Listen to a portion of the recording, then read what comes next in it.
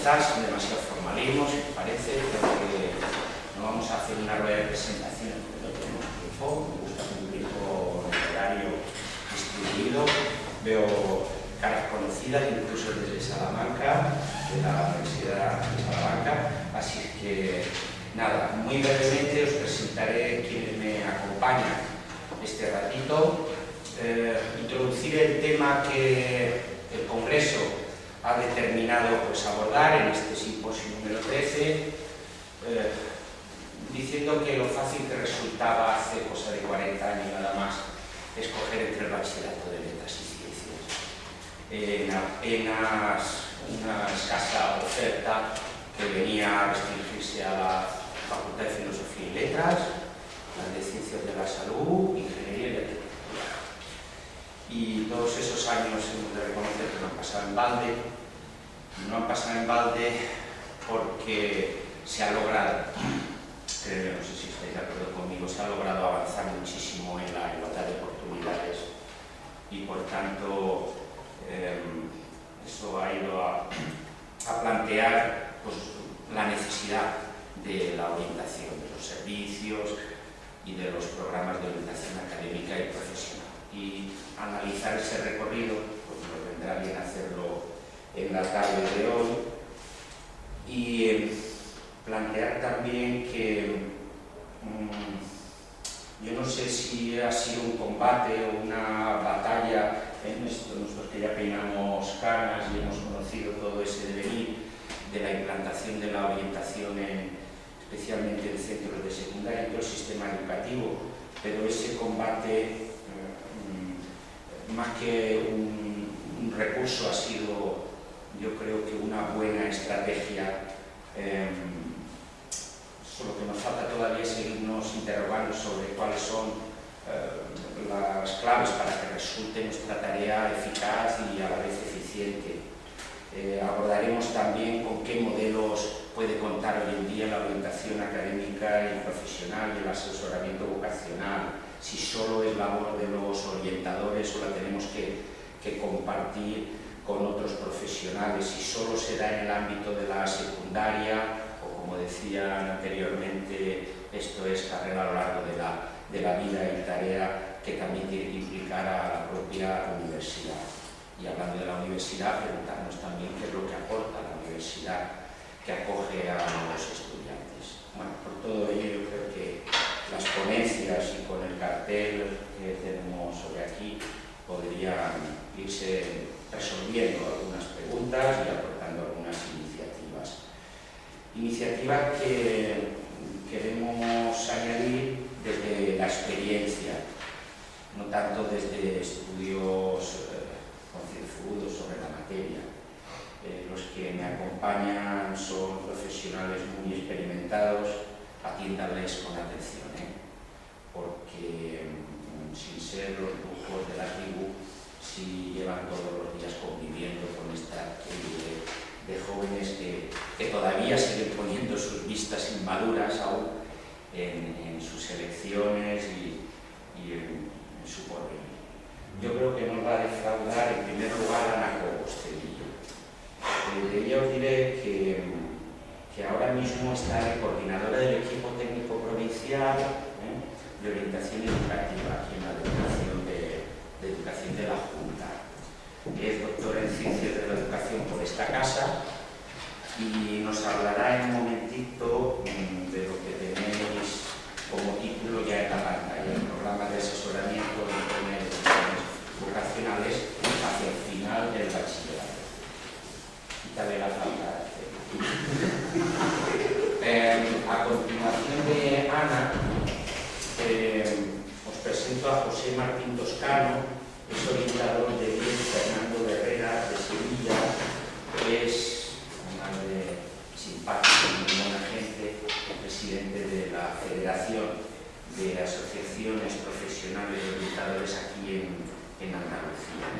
Nos hablará sobre, nos quiere hacer una reflexión sobre el estado de la cuestión y nos va a lanzar algunas propuestas de colaboración con experiencias curiosas, a mí me han parecido interesantes, experiencias de orientación en el tránsito a la universidad, el acogido de los alumnos en el ámbito universitario.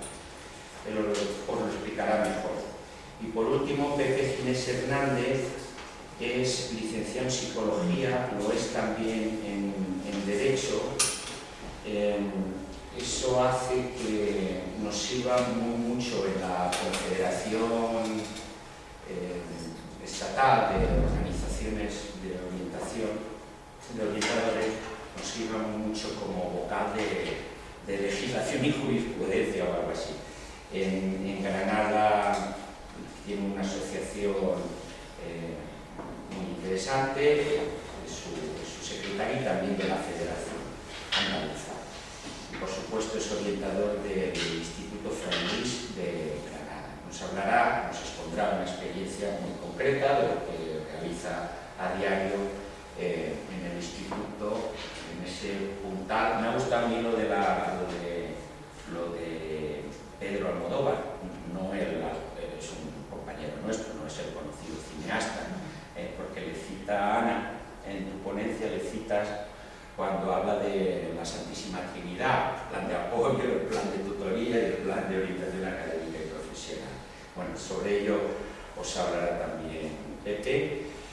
Y si queda tiempo, pues sí me gustaría introducir entre col y col la lechuga de cómo la universidad se plantea la formación inicial de los profesionales que desarrollan este trabajo que vamos a exponer. Y viniendo de Salamanca, se supone que es ciudad de saberes, ¿verdad?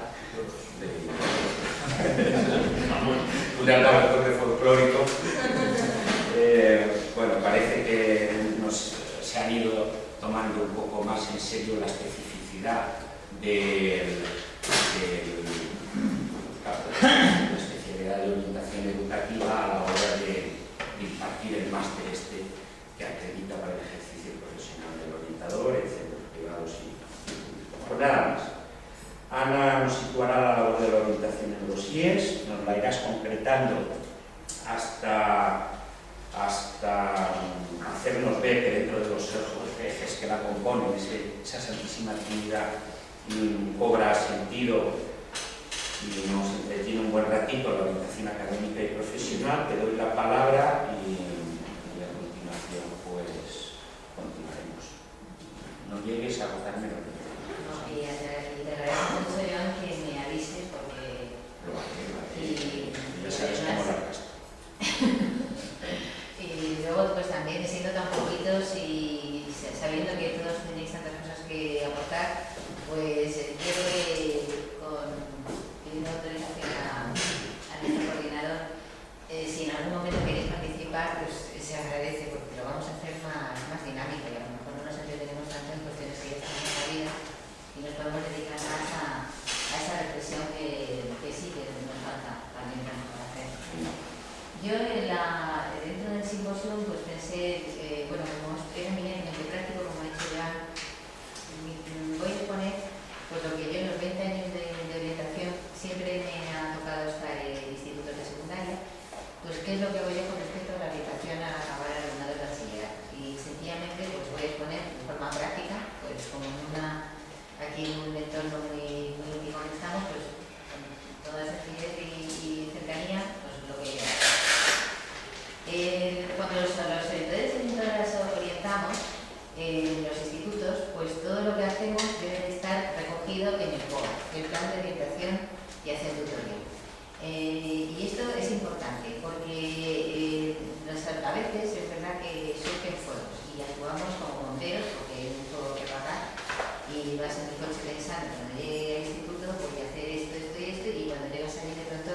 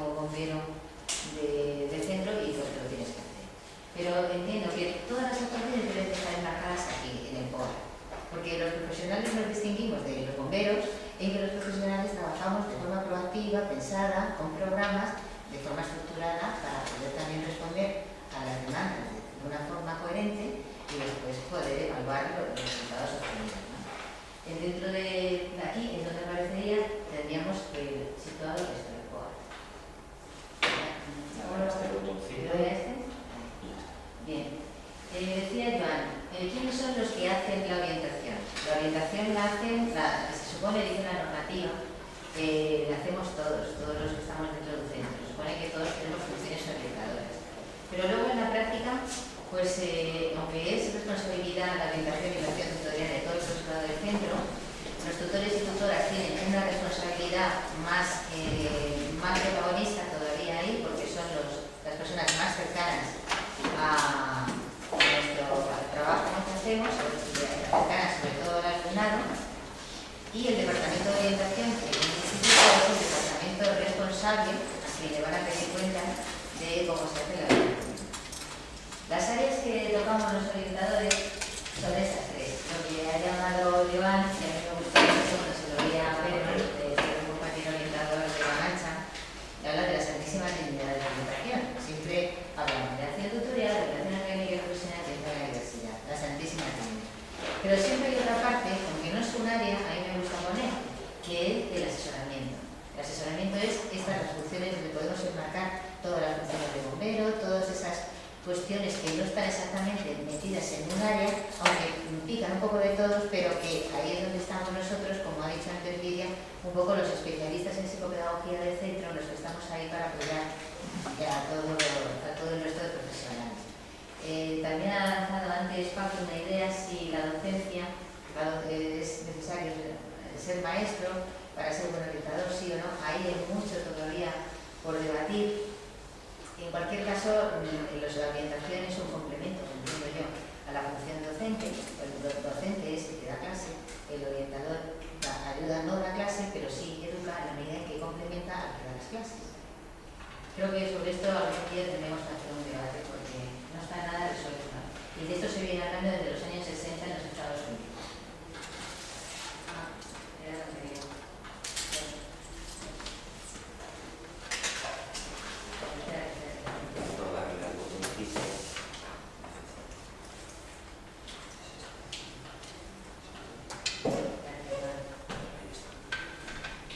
Perdón, si el señor podría gracias. Cuando hacemos atención individualizada, hacemos fundamentalmente dos atenciones dentro del marco que es el plan de orientación. Una atención a los grupos, al centro, digamos a la función global, y otra parte una función más individualizada. La atención individualizada, a mí me gusta mucho utilizar esta diapositiva porque es ese momento en que estamos al lado de las personas, concretamente en la orientación personal. Y entonces la chica, la representante de los estudiantes, habló hace un momento de la importancia de la escucha, dar alternativas, eso forma parte también de nuestras funciones. Y derivar, cuando nosotros no somos especialistas de todo, también eso me veis que estoy muy fría por la mesa anterior, como es lógico, pero Lidia habla siempre de la competencia epistemológica, ¿no? De que nosotros tenemos que tener muchos conocimientos para poder funcionar, pero también es verdad, y ella hablaba del dilema de querer abordar cualquier tema sin estar técnicamente bien formados en ello. Y eso nos pasa también mucho a los orientadores. Pasa que un poco pues, andamos siempre con ese dilema de querer resolver, de querer ser eficaces a la institución. Y bueno, pues entiendo que tenemos que aprender también a derivar y a decir, mira, este no es mi tema o de esto no sé, y saber quién, eso sí es la clave, eso sí que tienes que saber, quién lo puede resolver, a quién lo tienes que ir.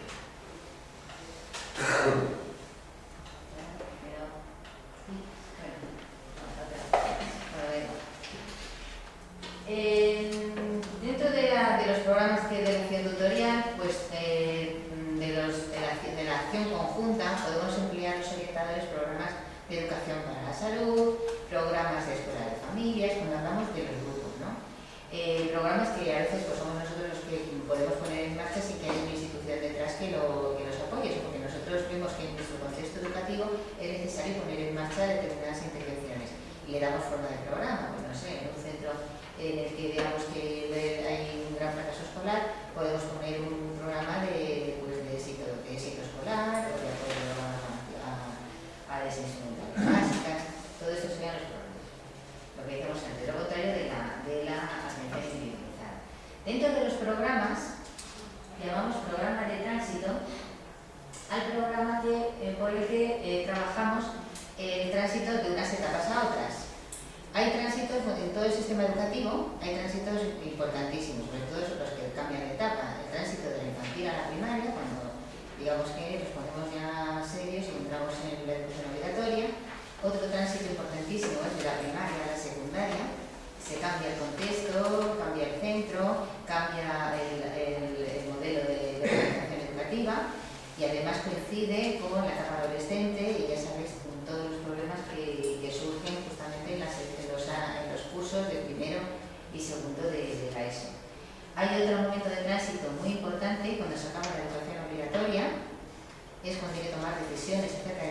profesional, como todos sabéis, para elegir entre ciclos, elegir entre bachillerato. Y hay otro momento antes, que es tomar decisiones cuando se acaba, a lo mejor no acabas con el título, pero sí acaba tu escolaridad, porque tienes 16 años, porque te has harto de repetir, porque el sistema educativo te ha dicho hasta esa edad que te vayas de él de una forma o de otra, aunque parezca un poco duro, pero el alumnado que tiene ese fracaso escolar siente que no forma parte de ese sistema y está deseando cumplir 16 años para abandonarlo. Ese es un momento también en el que hay que hacer un tránsito a otro tipo de enseñanza, programas de educación profesional inicial, escuelas taller, cualquier otro de... Ahí estamos también los orientadores. Justamente habría que decir aquí que precisamente hay un dicho que dice quiéreme más cuando menos me lo merezco, porque es cuando más lo necesito. O sea, que justamente a este niño, esta niña, antes de fracasar en el sistema educativo, a ese es precisamente con el que más tenemos que volcarnos, ¿no? A ese que nuestros compañeros dicen, es que estoy harto, porque no hace nada, porque no realiza las clases, ese es el que más justamente lo necesita. Muchas veces los orientadores nos convertimos en defensores de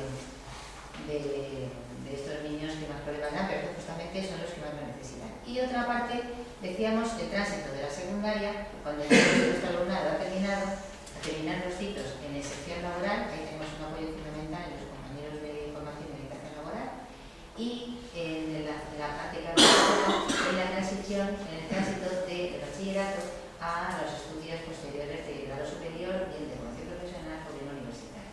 Bueno, pues todo este trabajo se hace de forma coordinada. Y ahí nos ponemos en marcha el Departamento de Orientación en coordinación con los equipos de orientación, donde los tránsitos son de primaria, y con los tutores y tutoras siempre, porque son las personas que están más cerca del alumno y de la alumna y sus familias. Hacemos reuniones para la coordinación, pues como veis ahí, para facilitar que ese tránsito entre alumnado funcione. ¿Qué actividades hacemos? Principalmente para la infantil y primaria, pues serían las reuniones que son, nuestra normativa habla de que se tengan que hacer reuniones, no fija en qué momento, hablo de la normativa andaluza, pero sí, más o menos por la práctica sabemos que podemos hacer, por ejemplo, actividades como de acogida, a principio de curso, cuando diseñamos el centro, en octubre, en el momento de las evaluaciones iniciales, aunque tampoco se recoja normativa, por mi experiencia, sé que resulta muy positivo reunirse una tarde con los tutores de esto para conocer cómo llega la alumnada y cómo llega primero de eso. En mayo hacemos esas visitas y también implicamos a las familias.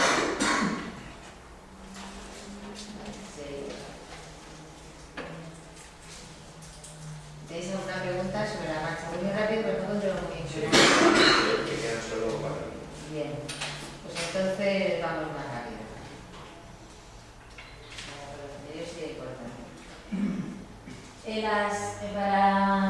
¿Qué podemos hacer? ¿Cuáles serían las fases fundamentales en un programa de orientación para bachillerato? De bachillerato para acabar el instituto.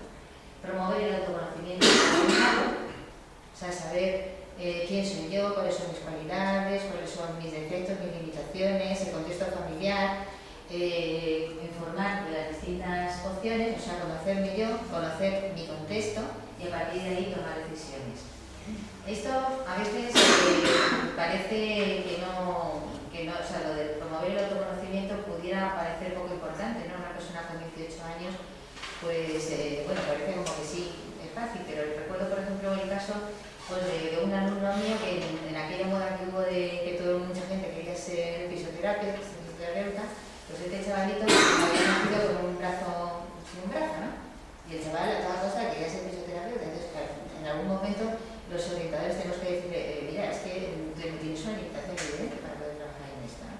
Y así también ocurre, por ejemplo, las limitaciones económicas o para determinadas familias, pongamos por caso, pues quien quiere estudiar, pues en Málaga quiere estudiar ciencias políticas, pues aquí en Málaga lo siento, pero no hay.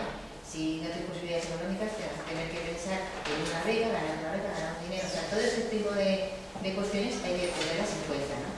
Y luego, pues también determinados factores, pues también pues de índole social, como pues también sabemos que ha ido a otra ciudad y sin embargo pues no podía estar sin liderazgo por los padres porque no estaba maduro emocionalmente para afrontar vivir en un piso de estudiantes, en una residencia.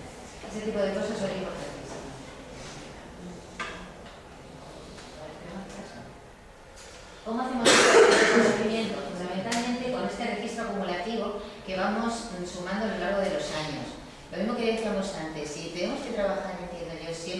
por programas, de forma estructurada, con unos objetivos, con una previsión de actividades, con una coherencia para poder dar respuesta. Nosotros somos estos profesionales que hacemos esto, y ahí está reflejado.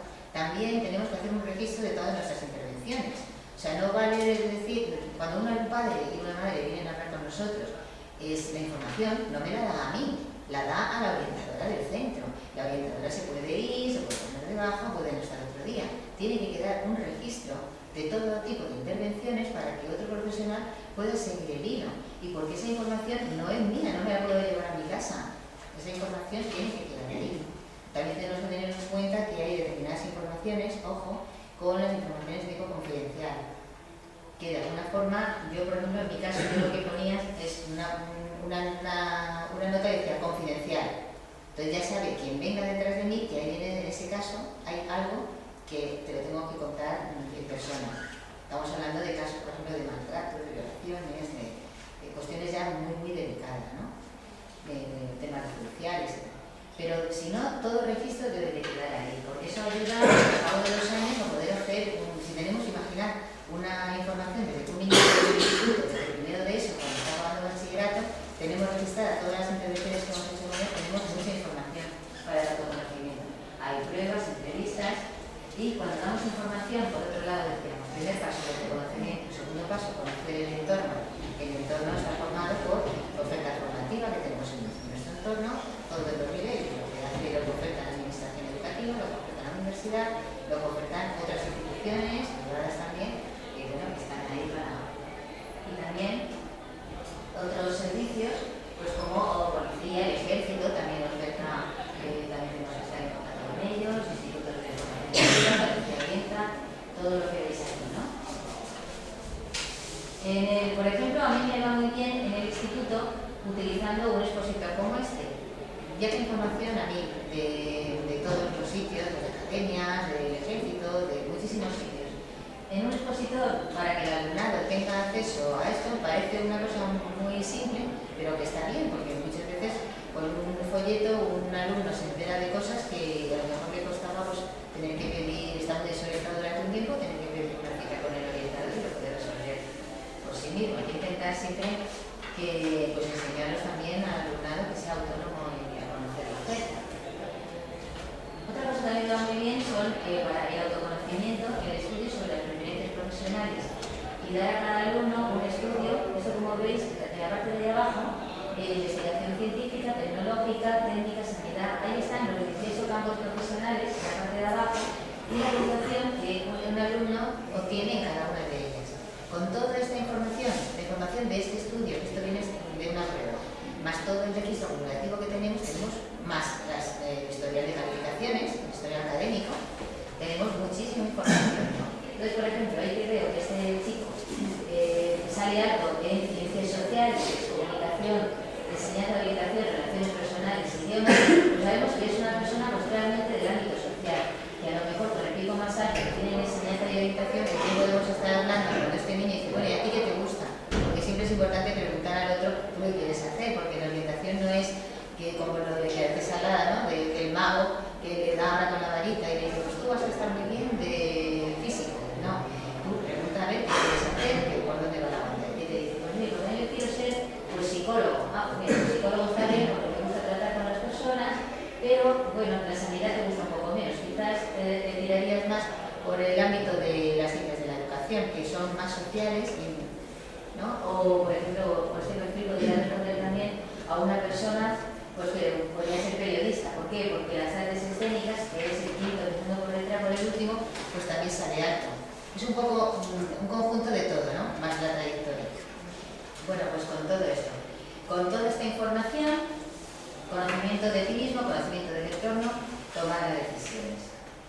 Y ya como conclusión, ¿qué es lo que necesitamos para hacer una orientación más o menos que salga bien la cosa y que nuestros usuarios, que son nuestros niños y niñas y la población, los ciudadanos y ciudadanas, estén más o menos contentos con los orientadores?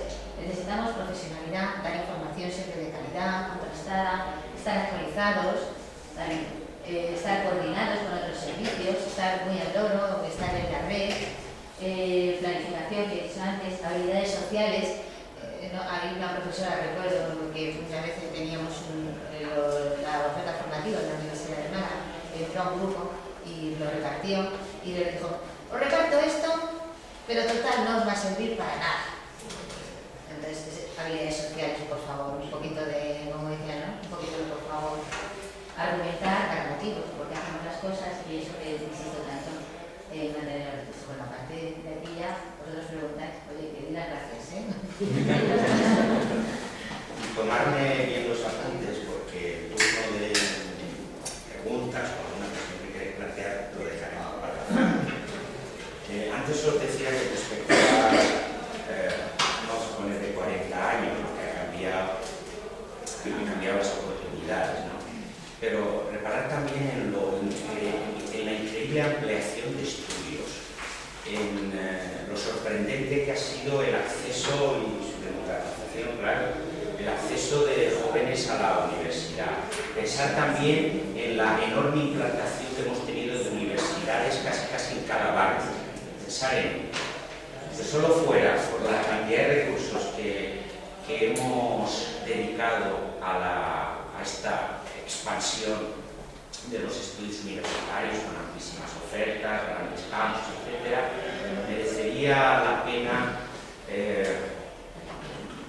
combatir la cantidad de desaciertos en la elección de estudios universitarios, combatir las tasas de abandono y de fracaso que también se registran en los estudios universitarios, no solo en la secundaria, o sobre todo la necesidad también de contrarrestar la frustración que provoca el sentirse cualificado por nuestra universidad y, claro, no tener donde poder desarrollar el proyecto profesional porque no hay ocupación, y máxime en estos momentos de crisis. Tendremos que cuidar eso, tendremos que averiguar fórmulas para contrarrestar estos inconvenientes. Pepe Martín Toscano nos va a presentar unas ideas muy concretas, unas iniciativas que llevan a cabo en su instituto y en colaboración con la Universidad de Sevilla, pues para, por lo menos, paliar o intentar paliar estos efectos. Sí, bueno, de hecho, lo que voy a presentar es una reflexión, es una parte de un trabajo de colaboración entre la Federación Andaluza de Profesionales de la Alimentación, en la que estamos representados tres miembros de las tres asociaciones. Entonces, después del quinto encuentro de orientación, pues, tras tener un contacto intenso sobre todo con la UCO, con la Universidad Pablo de la Vida, nos plantearon, tú has dicho que en los últimos años han cambiado muchas cosas, pero en la universidad a mí me da la impresión de que a partir de la implantación del espacio europeo de educación superior, por ejemplo, el tema de la tutoría es algo que prácticamente es algo que no se oía, del que no se hablaba y está prácticamente. Yo hoy no he oído hablar de otra cosa más que de tutoría universitaria, ¿no? Entonces, bueno, en la UPO se pretendía establecer o poner en marcha un plan de tutorización para los grados que en ese momento se estaban implantando y además pretendía hacer una reflexión más amplia sobre la tutoría, no solamente la tutoría de los grados, sino sobre la tutoría en general, ampliándolo también a lo que era o lo que sería el tránsito a la universidad, el tránsito desde la secundaria a la universidad. De hecho, nosotros sí teníamos planes de acción tutorial y desde hace años, como ha explicado mi compañero, como ya conocéis, o va a explicar también Pepe, tenemos plan de orientación académica y profesional y en la universidad, pues de manera incipiente se empezaban, hace 2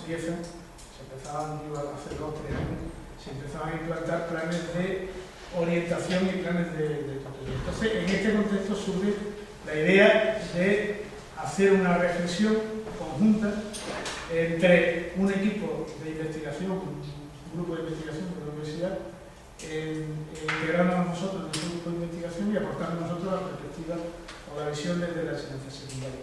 Entonces, de eso surgió esto, que yo voy a plantear. Entonces, Lo que hicimos fue una reflexión acerca del estado de la orientación en la secundaria, en la universidad y también en las administraciones educativas, o sea, cómo se veía o cómo se trataba la orientación tanto desde la Junta, desde la Consejería de Educación, como desde el MEC. Entonces se hizo un análisis, digamos, de las tres instituciones o de las tres administraciones, intentando ver un poco cuál es el modelo de orientación que se ponía en marcha realmente en cada una de las instituciones y sobre todo desde la perspectiva de qué de ese modelo de orientación podría ser reutilizable en la institución que no lo estaba poniendo en marcha, en este caso en la universidad, que como estamos viendo, pues la orientación todavía, por lo menos la universidad que nosotros conocemos, que puede ser que conocemos más de cerca, todavía la orientación es algo puntual, es algo ocasional, etcétera, etcétera. Entonces, pues ese es el marco en el que surge esta reflexión que yo vengo a traer a este simposio. De la primera parte, que es la orientación en secundaria, pues Ana prácticamente lo ha dibujado casi todo. O sea, yo no voy a abundar en las cosas que ella ha dicho. Lo que sí voy es a intentar puntualizar o dar algunas pinceladas sobre algunas cuestiones que a mí me parecen importantes que no se nos olviden, ¿no? Haciendo una reflexión quizás más de fondo que de descripción de acciones, un poco como en la exposición que ella ha hecho, ¿no? Entonces, a mí me gustaría puntualizar o apuntar algunas cosas que están detrás de lo que ella ha comentado, ha explicado que se hace y que luego lo va a explicar también en su exposición. La idea es que al final nosotros hacemos una propuesta de acciones concretas para llevar a cabo en el tránsito de la secundaria a la universidad, para que se lleven a cabo fundamentalmente en la universidad, o sea, ya sería en el primer y segundo año de carrera. Entonces se hacen una serie de propuestas concretas que están vinculadas a los procesos de orientación y a los procesos de tutorización, o sea, en definitiva es poner en marcha un plan de orientación y un plan de tutorización al menos en el primer año de universidad, que es donde además se produce más abandono, donde se producen además una serie de problemas que vosotros, profesores de universidad y de la universidad, conocéis más que nosotros, ¿no? A mí me gustaría decir o abundar en la idea de que, de manera general, el modelo de orientación en secundaria comparte un cierto marco teórico común, que se podría resumir señalando que entendemos la orientación o se entiende la orientación como un tipo de intervención psicopedagógica que se integra o se intenta integrar en los procesos de enseñanza-aprendizaje, bajo la responsabilidad de los tutores y que se combina y apoya con acciones especializadas realizadas desde los departamentos y los equipos de orientación educativa, dependiendo si, como ha explicado mi compañera, la transición o la intervención es en primaria o es en secundaria. Por lo tanto, la primera idea es que el orientador no es el responsable de la orientación, no sé si me explico, o sea, no es responsable de la acción directa de la orientación. El orientador y el departamento de orientación tienen una responsabilidad que, como muy bien ha dicho Ana,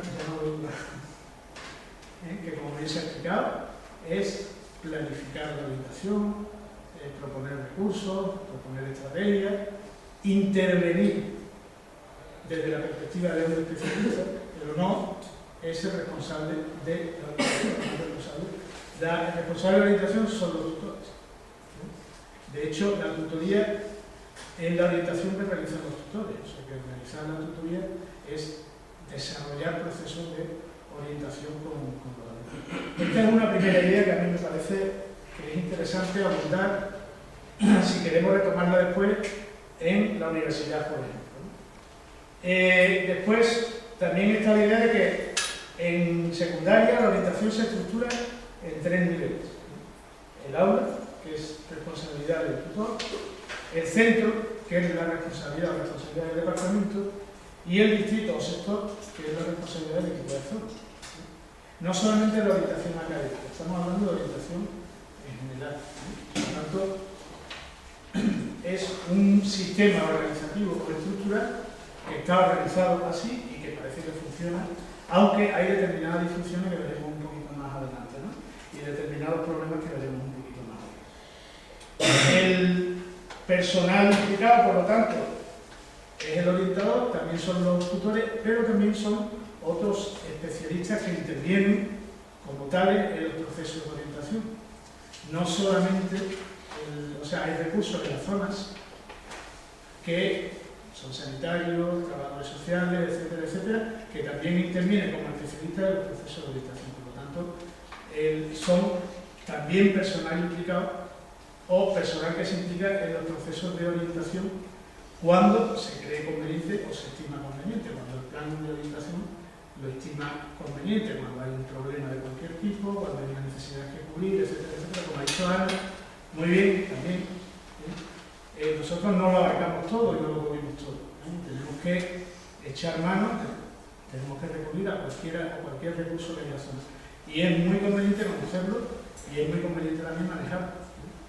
Porque nosotros no podemos abarcar todos los temas, todos los ámbitos y todas las problemáticas que tenemos que abordar.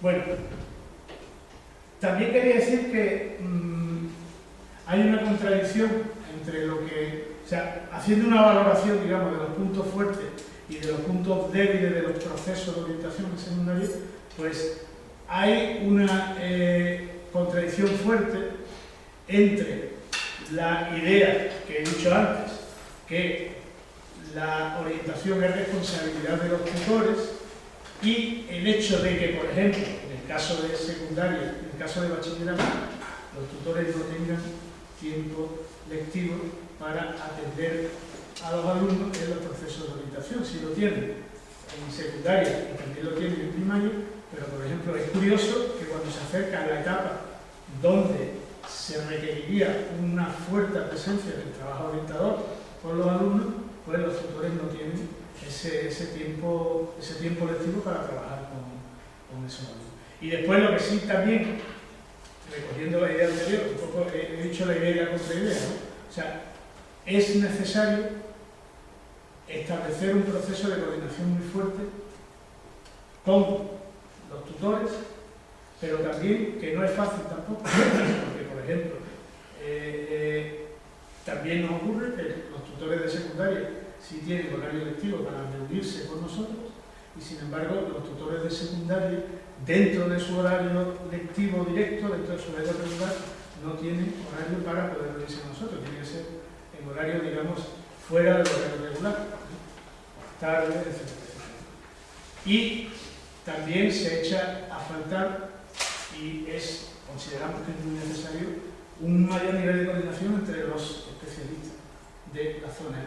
Muchas veces es difícil poder coordinarse con el trabajo social, porque tiene mucho trabajo, tiene mucho que atender, o sea que los especialistas que serían muy necesarios para abordar determinadas problemáticas, realmente la disposición que tienen para trabajar dentro de los programas de orientación es ciertamente limitada. O sea, son dos cosas que... Y después hay una cosa que, bueno, que empezamos a plantearla ahora mismo, que tanto en secundaria como en primaria, en Andalucía por lo menos, pues estamos empezando a replantearnos el modelo estructural de orientación, porque mientras en secundaria hay un orientador por cada centro, en primaria hay un orientador por cada 3 o 4 centros, con lo cual los orientadores en primaria solamente podrían visitar los centros una vez a la semana casi.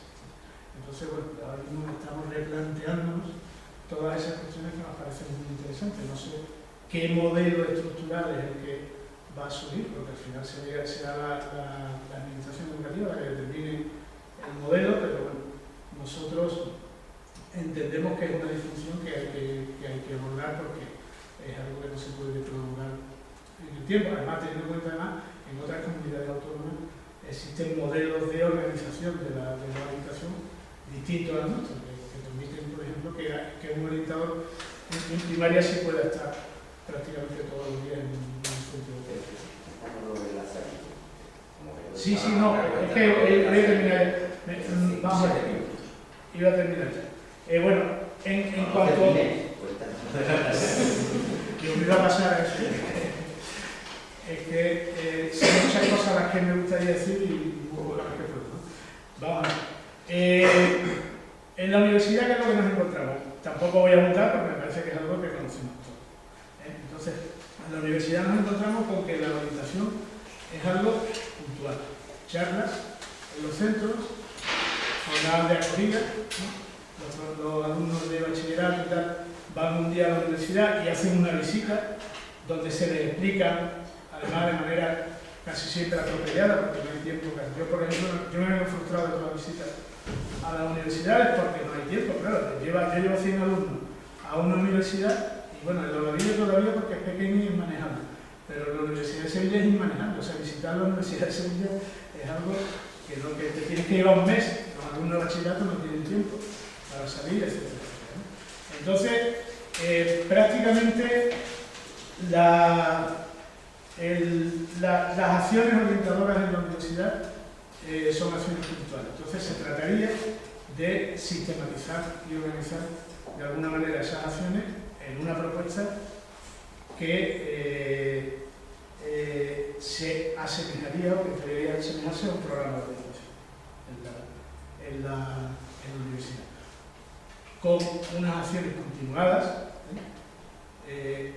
con una secuencia de acciones, con unas acciones además que cubrieran determinados aspectos, no solamente en aspectos informativos, sino que cubrieran determinados aspectos, y con unas acciones además que tuvieran continuidad, o sea, no se pararan solamente en el primer curso, sino que pudieran continuar hasta el quinto curso. Para el estudiante del primer curso tiene unas necesidades y el estudiante de cuarto, ya no hay quinto, el estudiante de cuarto o de tercero tiene otras, ¿no? Que están más a lo mejor más vinculadas al tema de la inserción en el mundo laboral, etcétera, etcétera. Entonces, bueno, se trataría de establecer un programa de orientación. En eso es lo que hemos estado trabajando y, bueno, ahora mismo lo que hay es una propuesta de acciones, ¿no? Lo que cuenta Jean-Miquel del programa Lazarillo es que en la universidad en la UPO, uno de los programas de acogida en la universidad es el programa Lazarillo. El programa Lazarillo consiste en un programa de mentores, no sé si conocéis los programas de mentores, ¿no? Es que un alumno de tercero o cuarto de carrera tutoriza o mentoriza a varios alumnos del primero de carrera. Entonces el alumno lo que hace es una especie de acompañamiento de los alumnos que llegan. Acompañamiento que va desde explicarle al principio dónde está la biblioteca, dónde está la sala de estudio y dónde tiene que ir a coger los apuntes, hasta, bueno, cómo son los profesores, cómo tiene que estudiar, cómo tiene que estar, o sea, hasta cuestiones mucho más profundas, ¿no? Estos mentores se les propone, el sistema en la UPO es que se les propone que sea voluntario, por supuesto, se les propone que se apunten voluntariamente y se les convalida por un crédito de libre configuración, por varios créditos de libre configuración, tienen un programa de formación al principio, y lo que nosotros proponíamos, como yo estoy dibujando el programa, no es exactamente cómo va a funcionar. Todo esto es lo que nosotros proponíamos, ampliar el programa para que funcionara de una manera, bueno, más eficaz, ¿no? Le proponíamos un programa de formación que prácticamente no lo había, porque lo único que había era una charla el primer día donde se le explicaba 4 cosas y se le daba una lista de instrucciones. Nosotros proponíamos un programa de formación, no solamente con una charla y tal, sino un programa de formación continuado, un programa en el que el mentor tuviera un referente en la institución, de manera que si el mentor se encontraba con una dificultad, claro, con un chico de 19 o 20 años, no, 21 o 24 son más o menos, pues puede tener una dificultad y que pudiera acudir a alguien que le pudiera ayudar. O sea, que tuviera un referente de la universidad, que sería el coordinador de grado, etcétera, porque estuvimos también definiendo las funciones de los coordinadores de grado, las funciones del responsable de la orientación, etcétera, etcétera. Y bueno, eso está ahora mismo en papel, claro, que no ha llegado a funcionar porque el proyecto se quedó quedó en entregar la documentación y no sé ahora mismo por dónde va el desarrollo ¿no? Porque había elecciones, de por medio, siempre había una serie de cosas. Está bien. Sí, está bien. El programa de mentores es un programa, bueno, no solamente se lleva en la UCA, se lleva en otras universidades, no me acuerdo en cuál, pero es un programa, me parece que en Valencia se lleva en la Politécnica, en Madrid también. En Santiago de Compostela se invitan a los niños y orientadores a comer.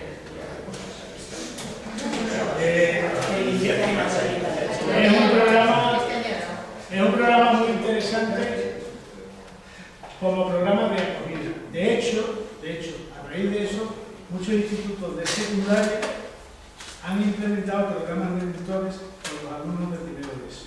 O sea, le han propuesto a alumnos de segundo de bachillerato y de primero de bachillerato que hagan mentores. Lo que pasa es que en este caso es mucho más simple el trabajo que hacen los chicos, ¿no? Pero de hecho ha sido una de las experiencias, por ejemplo, que se han trabajado de la universidad a la secundaria, que se ha conocido antes de la universidad y se ha trabajado así. Y otra de las cosas que hemos propuesto y termino, son planes de acción tutorial y apoyo académico para mejorar el rendimiento mediante la orientación sobre la planificación y organización del estudio, el programa de tutoría entre compañeros, realización de cursos sobre técnicas de estudio, técnicas de relajación para la reducción del estrés, habilidades cognitivas, superar el miedo a hablar en público y generar sobre cualquier tipo de dificultad que afecta al estudio, realizar apoyos personalizados y seguimiento de la evolución del estudiante de manera integral, desarrollar programas de información, formación y prevención sobre las necesidades específicas de los alumnos para solucionar problemas de angustia y adaptación a la demanda de la vida universitaria en general, asesoramiento e información sobre adicciones, sobre educación afectiva y sexual, programas dedicados a fundamentos de determinadas enfermedades, formación y prevención de riesgos de carácter psicosocial, desarrollar programas para ayudar a la planificación general de la carrera y de asesoramiento vocacional de los alumnos, etc. O sea, lo que sería, en su conjunto y de manera estructurada, un plan de acción tutorial recogiendo muchas de las acciones que nosotros desarrollamos en nuestros planes de acción tutorial que nos parecen útiles. ¿El problema cuál es? El problema es cómo se inserta esto dentro de la estructura universitaria. Ahí es donde veíamos el problema, sobre todo, dentro de la organización universitaria. O sea, porque en la secundaria está claro que hay tutores por grupo, pero eso en la universidad no está claro. Aparte que el número de alumnos universitarios no es lo mismo que el número de alumnos en una aula de bachillerato de la ESO. Claro, no es lo mismo tener 30 alumnos que tener 200 alumnos. A ver, el problema que nosotros veíamos y que no hemos pensado todavía cuál podría ser la solución, aunque arribábamos alguna, aunque sí se podía crear una serie de unidades, no un departamento para todo, pero sí crear una serie de figuras y de unidades que intervinieran en determinados aspectos, a lo mejor no pensar en la tutoría. Yo recuerdo que en primaria, hace un montón de años, bueno, no un montón de años, hace poco tiempo, en primaria tuvimos una experiencia de adscripción voluntaria de los alumnos a la tutoría. O sea, el alumno elegía voluntariamente a su tutor. Y entonces, bueno, por ejemplo, esa puede ser una medida en la universidad que me parece interesante. O sea, que el alumno, por ejemplo, y que al tutor que tenga X número de alumnos, que no tiene que ser los del mismo aula, que un tutor puede ser tutor de X alumnos de primero, de X alumnos de segundo y de X alumnos de tercero. Y que a ese tutor, por ejemplo, yo he escuchado esta mañana a un compañero que le daban 2 créditos por ser tutor. Porque a ese tutor le den 2 créditos. Es que ya entramos en cuestiones de cupo y de toda esta historia, ¿no? Claro, pero hay que entrar en eso, porque si queremos implementar una nueva función en la universidad, ¿qué nos parece? El problema es el siguiente, o sea, nosotros, y ya síguete, ¿el problema cuál es? El problema es que tú te coges todos los proyectos de todas las universidades y todas las declaraciones de intención y todas dicen, bueno, es fundamental la atención personalizada, es fundamental, es tal, porque bueno, y ahora tú te coges de lo que hacen y no hacen nada de lo que dicen. Entonces, bueno, ahí hay una contradicción. Pero los consejos sociales de las universidades tienen que coger y reunirse y decir, a ver, o ustedes rompen las declaraciones de intención y se ajustan a la realidad, o ustedes ajustan la realidad, digamos, pretenden o intentan acercar la realidad a sus declaraciones de intenciones, una de dos. Entonces, esto es un proceso muy largo. De todas maneras, yo hoy, por ejemplo, he tenido la sensación de, Ana es una compañera del grupo de participó en el trabajo, que participa en el trabajo, que conoce el trabajo.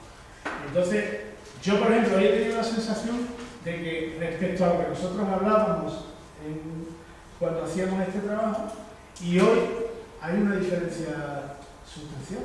O sea, que en muy poco tiempo me da la impresión de que se han avanzado muchas cosas. Porque recuerdo que nosotros estuvimos haciendo, bueno, sobre todo ellos, estuvieron haciendo una búsqueda, ella trabaja en la estuvieron haciendo una búsqueda de experiencias, de tutorías a nivel de todo el Estado, y encontramos muy pocas cosas realmente útiles, ¿no? Porque casi todas eran, y además muy incipientes, ¿no? No sé si la dificultad principal que había, que nosotros lo que intentamos fue hacer un barrido, hacer un sorteo de cuál era, de qué manera los planes de acción tutorial se estaban trabajando en las distintas universidades. Y claro, tuvimos la limitación de cómo acceder a esa información, porque nos basamos en las páginas, en la información que muchas veces viene colgada de los planes de acción en las páginas web. Y de una, evidentemente, teníamos más información que de otra, que lo que provocó que pudiésemos realizar una tabla de indicadores para que hoy aquí, por ejemplo, en una mesa redonda había 3 experiencias. ¿Cómo? Que hoy en una mesa había 3 experiencias de tutoría en la universidad, 3 o 4, me parece. En la mesa, en la primera mesa redonda, me parece que eran 4 experiencias, una de Granada. Bueno, en fin, de manera un poquito atropellada, creo que esto, no sé si lo publicarán o no en la acta, ahí tendréis la información, y si alguien está interesado o interesada, pues yo gustosamente se lo mando por correo y que se lo mire con más detenimiento, y bueno, y tanto toda la información ya publicará. Muchas gracias. Han pasado de puntillas por algunos temas como, claro, que se nos hace nuevo a partir del año 2005, el Plan Bolonia, y empieza a sonar lo de las tutorías en la universidad, la atención individualizada, el uso de nuevas tecnologías, la evaluación continua, el apoyo y seguimiento al alumnado. Claro, en los 70 le tocó el cambio escolar a la primaria, ¿os acordáis? La GB. A los 14 años, especialistas, maestros en las escuelas son graduadas ya. En los 90 nos tocó a secundaria. En secundaria, que no se había oído casi lo que era la tutoría, la evaluación continua, la orientación, el plan de acción tutorial, pues hubo que pensar los nuevos desafíos que la ley del 90 trajo consigo. Y es en el 2005 el Plan Bolonia el que llama a la puerta de la Sacrosanta Universidad y le dice, pues ahora toca. ¿Qué nivel o qué grado de desarrollo? Eso lo utilizaremos para otro congreso, yo creo que da para 3 o 4. Entre tanto, sí, es posible, ya lo hemos hablado una vez, es posible que a lo mejor la reforma universitaria sea la que ayude a reformarlo todo, ya que desde abajo hasta arriba no hemos reformado nada. Bueno, vamos a ver si completamos el ciclo y volvemos a empezar desde abajo. Pepe, desde abajo, porque he visto que tu colaboración nos has indicado cómo se desarrollan los planes de orientación académica y profesional, no solo el primer y segundo de bachillerato, sino se comienza a eso. Yo creo que sería mucha pretensión lo que he oído esta tarde, empezar desde educación infantil, la orientación académica y profesional, me parece un poco exagerado, pero al menos desde la etapa secundaria, obligatoria y posobligatoria, es lo que hacéis en vuestro centro. Bueno, pues con su permiso me voy a situar arriba para poder manejar el PowerPoint. Teníamos un ayudante técnico allí, nos ayudaba a ahorrar luz. ¿Se ve así? Sí, porque si no estamos muy oscurillos. Es verdad, ya va cayendo la luz. Gracias.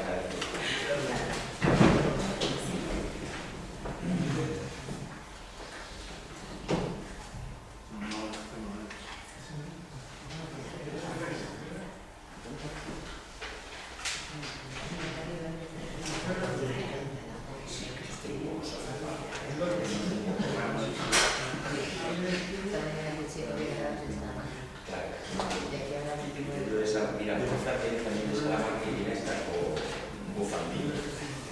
Y esto no es Salamanca.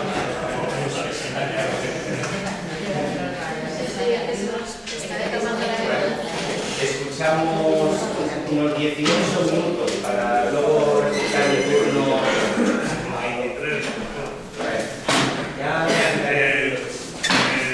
Como el tema del simposio del tránsito de la educación secundaria a la universidad, yo lo que traigo aquí, como ha comentado muy bien Joan Miquel, es la experiencia que ahora mismo llevamos a cabo en mi centro, y la experiencia de lo que he ido haciendo desde que en el año 92 empecé con la orientación en los centros por los que he ido pasando.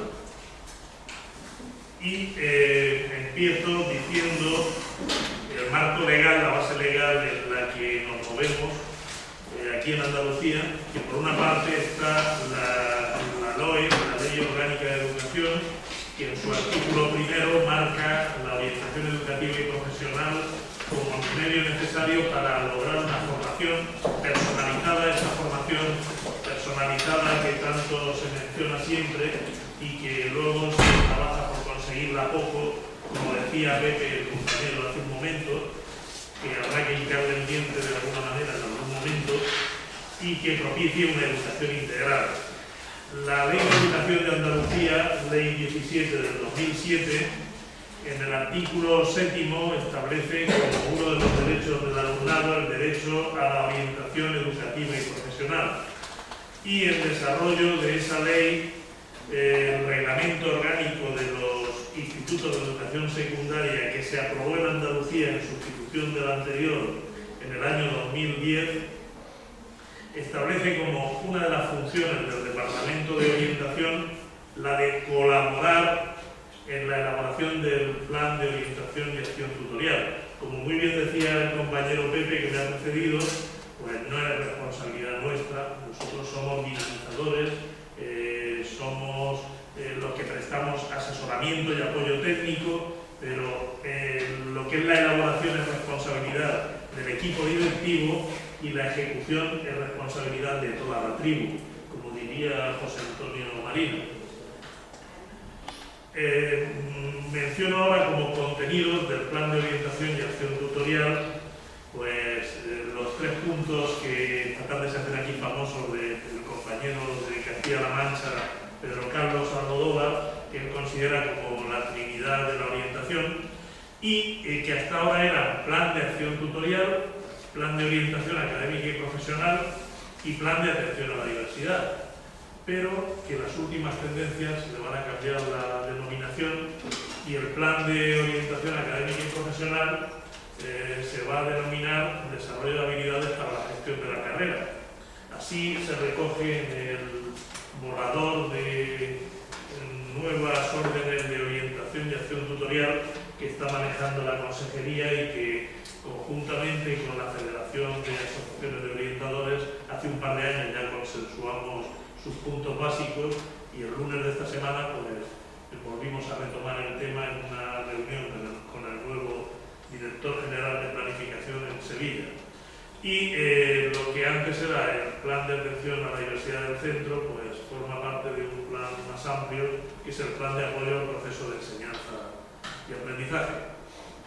Y una vez dicha la base legal, pues ya entro a considerar pues, los planes de orientación académica y profesional que hemos venido trabajando en los centros, mencionando pues, por una parte los objetivos que yo tengo puestos en de mi centro, ¿no? Los que tenemos puesto la comunidad educativa, la comunidad de aprendizaje de mi centro, en el presente curso académico, pues proporcionar una orientación académica y profesional lo más individualizada posible, contribuir a que el alumno se autoconozca, el autoconocimiento de los intereses, capacidades y recursos, que conozca lógicamente las opciones educativas y laborales que se le presentan y los itinerarios para llegar a lo que pretenda, desarrollar las competencias que le vayan propiciando las decisiones de autoorientación,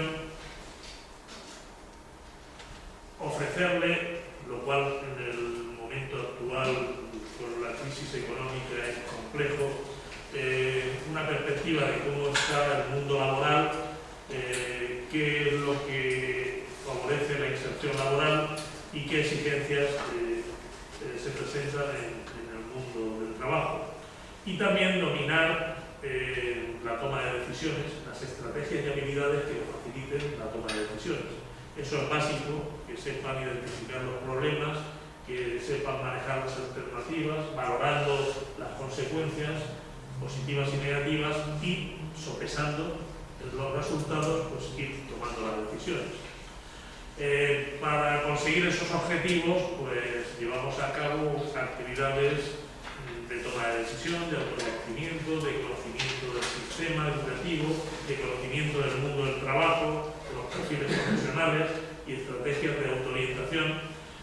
Y como herramientas e instrumentos que utilizamos, pues son variados: cuestionarios, trabajos individuales que realizan los alumnos en las tutorías, trabajos en pequeños grupos, entrevistas individuales, charlas coloquio, visitas a salones del estudiante, manejo de las nuevas tecnologías de la información y de la comunicación, estudio de guías, revistas, folletos, sesiones informativas por parte de expertos, técnica de trabajo de grupos con simulación de entrevistas, debates, conferencias, mesas redondas, paneles de expertos, visionado de vídeos y DVDs de las nuevas carreras, de nuevos títulos de formación profesional, consulta de páginas web y blogs de orientación, que ya son muchos y muy interesantes muchos de ellos, realización de test y cuestionarios informatizados y también, lógicamente, pues todos los años, cuando concluye el curso, en la realización de la memoria, pues antes de llegar a su redacción, evaluamos el plan de orientación y acción tutorial y el plan de orientación académica y profesional, realizando algunos cuestionarios que cumplimentan los profesores que participan en la ejecución, también los alumnos, y en la evaluación de la acción tutorial que se realiza en cada uno de los niveles. En la experiencia de los 20 años que llevo, 21 ya en departamentos de orientación, pues tengo que decir que al principio utilizaba los planes que existían. Cuando yo entré en el año 92, cuando saqué la oposición en Madrid y me incorporé a un departamento de orientación en el territorio MEC, el Ministerio nos convocó en Madrid a una jornada para la puesta en marcha de los departamentos de orientación, y recuerdo que nos acompañaron Víctor Álvarez Rojo y Manuel Álvarez González y nos presentaron sus propios programas. Bueno, pues yo el primer año que empecé a trabajar, los primeros años, pues lo que hice fue un refrito de los programas de Víctor Álvarez Rojo y de Manuel Álvarez, con algunas incorporaciones también de una de las ponentes que hemos tenido en la mesa anterior, de María Luisa Rodríguez, que también tenía unos materiales que eran bastante aprovechados. Con el paso del tiempo fui realizando algunas incorporaciones. Por ejemplo, cuando conocí el programa de orientación sociolaboral de la compañera que también nos ha precedido, Lidia Santana, pues también he incorporado algunas cosas muy útiles que tiene en su libro y en su programa. Aquí en Andalucía, cuando vine a Andalucía, pues empecé utilizando los materiales de Leoe de Córdoba y el programa Elige. Y bueno, pues también muy útiles algunas de las actividades que venían en las carpetas famosas de tutoría, inicialmente verdes para enseñanzas medias, de Lice, Fortunato Cermeño y otros, que fueron algo que nos sacó de apuros en un principio hace más de 20 años, y actualmente pues ya tenemos muchos recursos. Tenemos desde cuadernos de orientación que han sido elaborados y cuadernos de tutoría por la propia Junta de Andalucía, los cuadernos de orientación recientemente premiados de APOCLAN, los cuadernos de tutoría del grupo de orientadores de Cádiz, que publica la editorial Agendas Escolares, que en mi centro los tenemos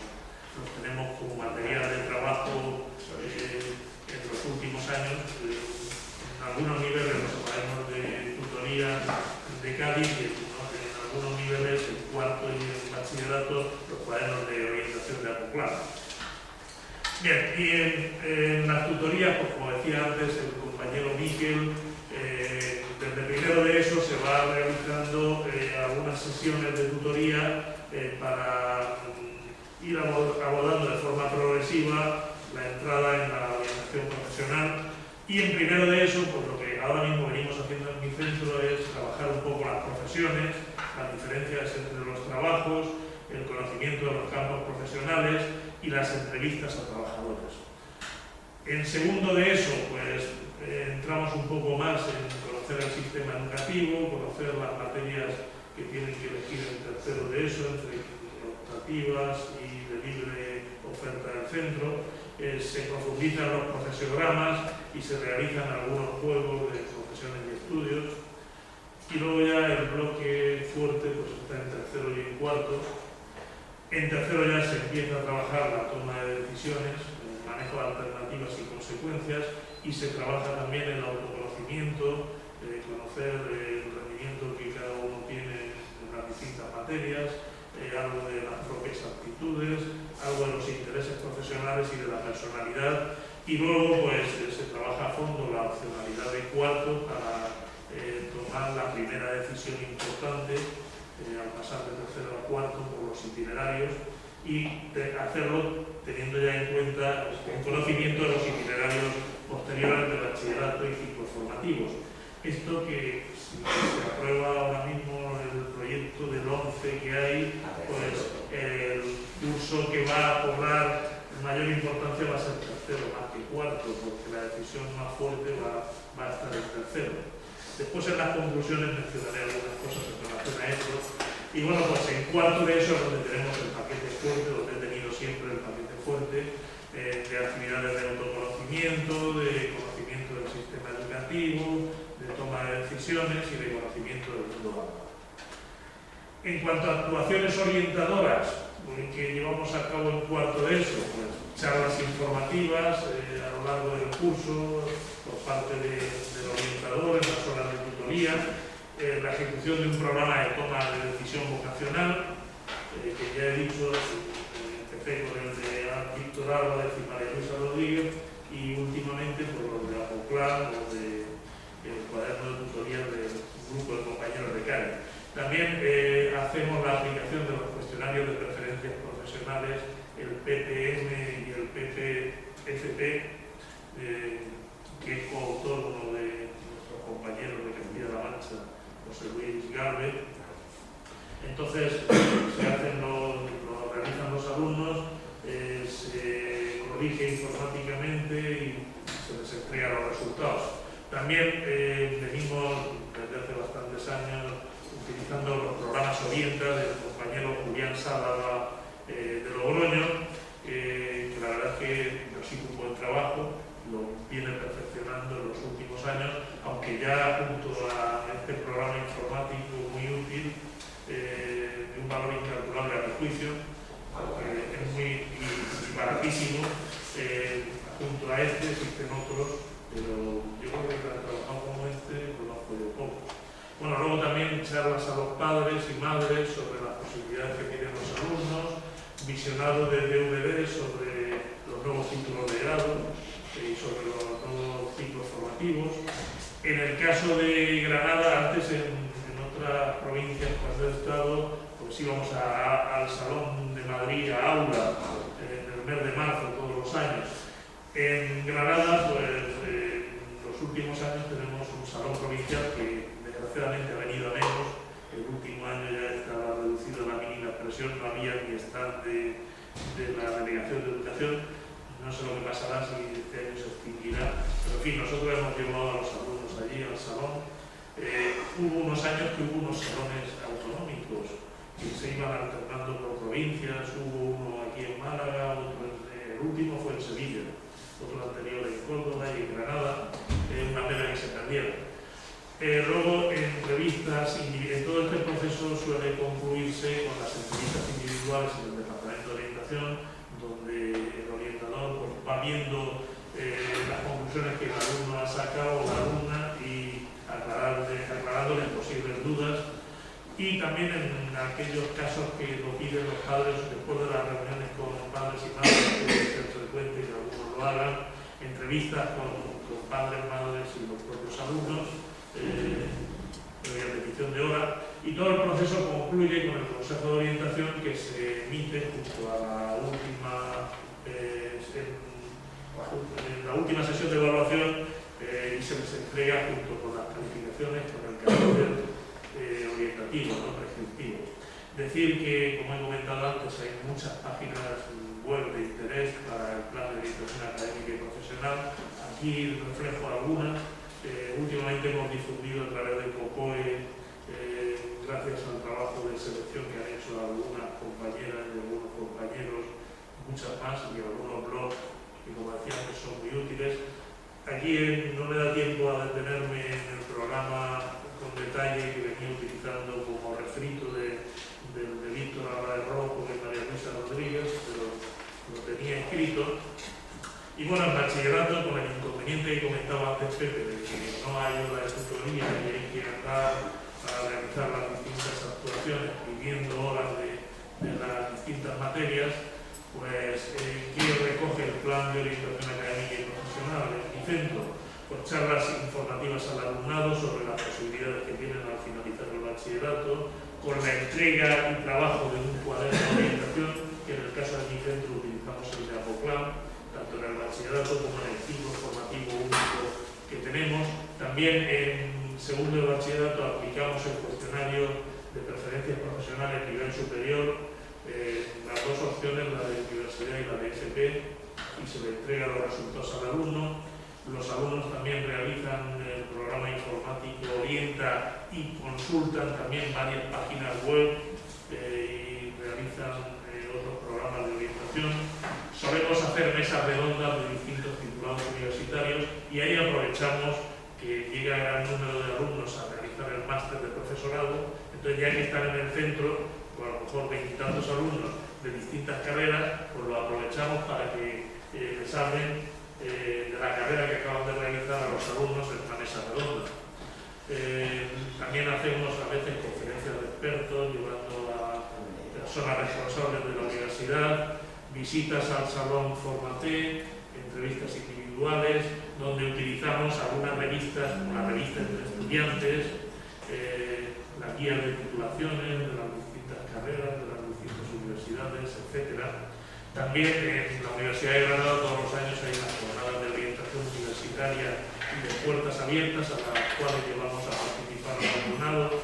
También se suelen combinar con visita a algunas facultades, escuelas técnicas superiores. También solemos ir de vez en cuando a visitar algunos centros que imparten en varias familias profesionales ciclos formativos superiores. Y bueno, en los últimos 2 años he incorporado, que me ha sido muy útil, quedarme con los correos electrónicos de los alumnos e irles mandando periódicamente informaciones de interés, con lo cual ahí se queda abierta una vía de comunicación que durante todo el verano pues me están haciendo consultas los que tienen dudas sobre temas de incorporación a la universidad, una vez ya superado la selectividad, etc. Bueno, también en segundo de bachillerato lo que hago es que les recojo una hoja de lo que pretenden hacer y presento un informe en la última sesión de evaluación al equipo de profesores para que tengan en cuenta, tal y como marca la legislación, a la hora de emitir la calificación, lo que el alumno pretende hacer. En cuanto al ciclo, en mi centro ahora mismo hay un único ciclo formativo de grado superior de FP, de Administración y Finanzas, y bueno, pues ese ciclo lo tenemos por la tarde, mientras que el horario del resto del centro está por la mañana. ¿Y qué hago con estos alumnos? Pues charlas informativas sobre las posibilidades que tienen al finalizar el ciclo, con la entrega también del cuaderno de orientación de APOCLAM. También les ofertamos la asistencia a las conferencias de expertos, la asistencia al salón provincial, y también tengo entrevistas individuales para las cuestiones, las dudas que tienen en el departamento de orientación, y también me quedo con los correos electrónicos como medio de contacto para una vez terminan, que planteen las dudas y hacerle llegar información de interés. Y ahora quiero concluir diciendo algunas cosas que me parecen de importancia. Lo primero, que aquí en este mismo edificio, en las primeras jornadas regionales de orientación, el profesor Rafael Luis Guerra dijo que somos el país mundial mayor productor de legislación educativa. Yo le pregunté concretamente si eso tenía incidencia en el fracaso escolar, y evidentemente alguna incidencia tiene, no esta medida, pero alguna tiene.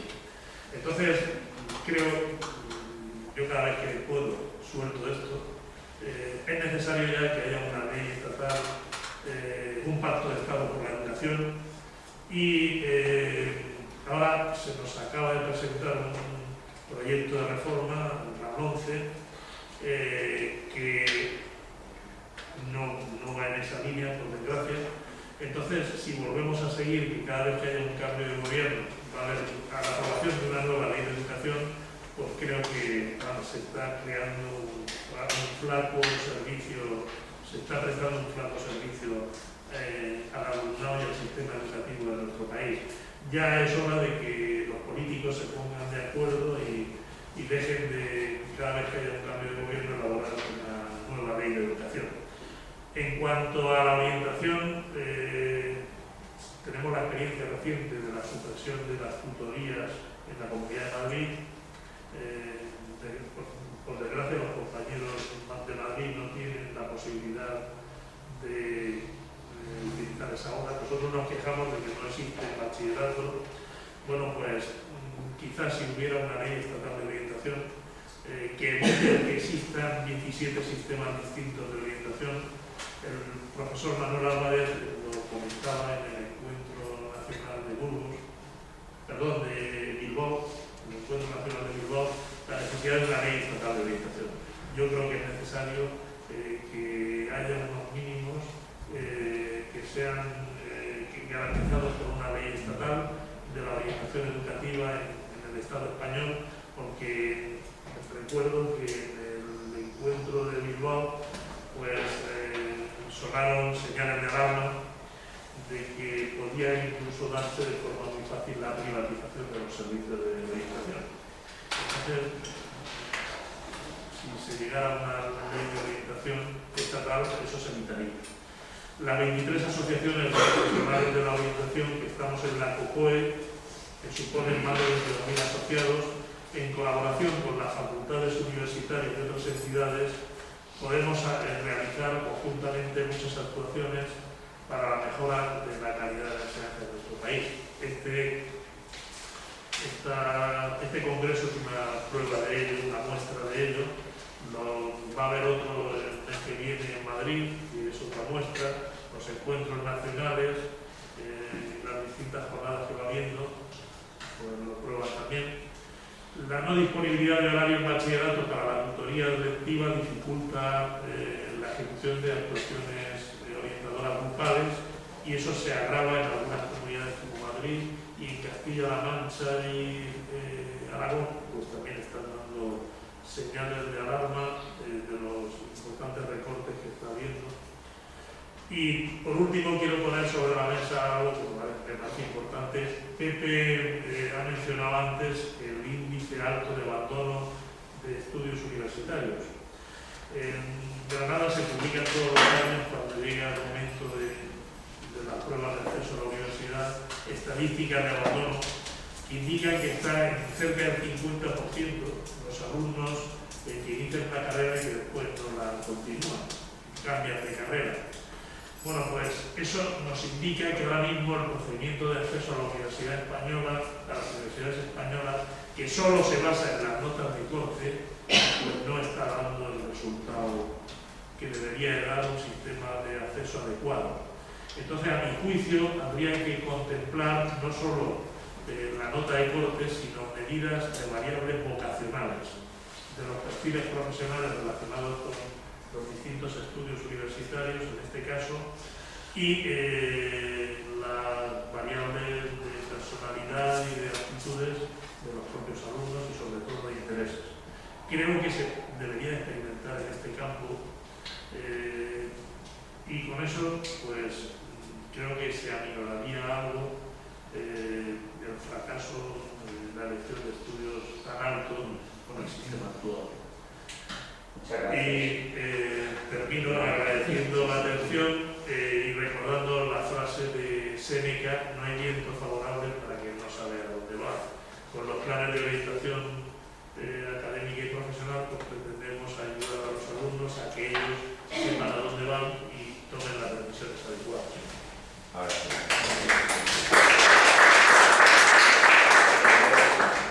Denso, pero con recursos, ideas y iniciativas. Como veis, yo creo que no sé si llegaremos a conocer ese futuro al que anhelamos de la papel y la importancia de la orientación en nuestro país, pero comprobaréis que hay mucha experiencia y buena experiencia acumulada, que hay un plantel de recursos humanos digno de elogiar. Como veis también, especialmente en la última intervención de recursos formativos, tenemos a Casco Porro. Podemos decir también que hemos ido acumulando un conocimiento científico sobre esta materia, pues hasta hace muy pocos años desconocida, en facultades que incluyen en sus programas de estudio de las diferentes licenciaturas estas materias.